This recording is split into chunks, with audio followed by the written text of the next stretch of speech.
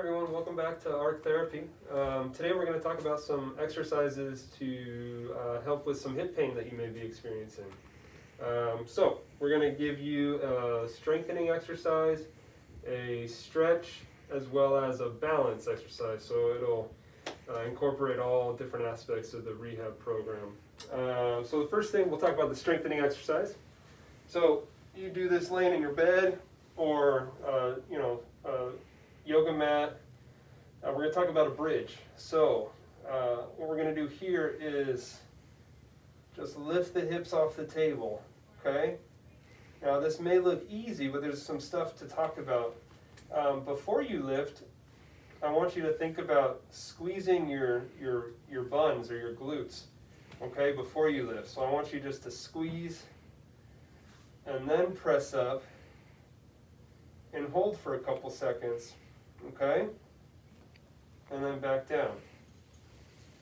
If you want to make this a little bit more challenging, you can always add a resistance band around the knees to give you a little bit more work here. And you want to think about endurance with this. So, 20 to 30 repetitions, maybe 1 to 2 sets, okay? So high repetitions for this, because you want these muscles to be strong for a long period of time. Don't get too worried about maybe feeling a pinch in the low back. That's oftentimes misrepresented as glute fatigue. Those glute muscles do attach above the belt line there, so any kind of dull ache is actually just fatigue of the glutes, not necessarily low back pain. So don't worry too much about that. Okay. Second exercise is actually back on the bed. This is going to be your stretch. So we're going to be stretching this muscle on the back side here. This is your piriformis. Okay, so if anybody's dealt with any sciatic pain, this muscle may be tight.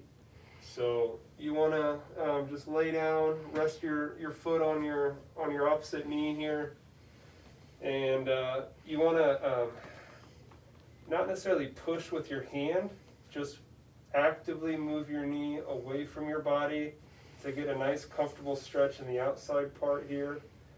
Hold it for maybe 30 seconds. And I suggest doing these maybe 3 repetitions for 30 seconds. And then you would do the opposite side as well. And then the last one, we want to talk about balance, because a lot of times with hip pain, it's going to alter the way that you're walking, which can increase your fall risk. So we want to make sure that we're working on our balance as much as we can. So to do this exercise, you want to make sure that you're close to something that you can hold on to that can't move. So doing it near a chair, probably not the best idea, but a countertop or a dining table, something that can hold your weight if you do lose your balance.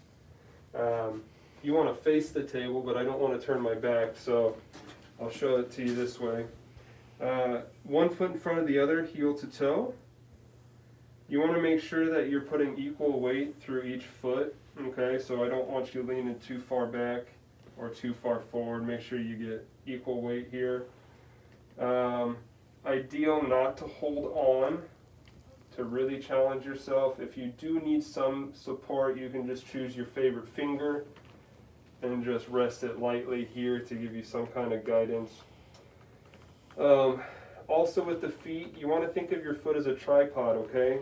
So as you're putting your foot on the ground, you want to make sure you're putting the same amount of weight between your big toe, little toe, and heel. And that'll help even out the weight distribution of your foot so that you're not rolling your foot towards one side.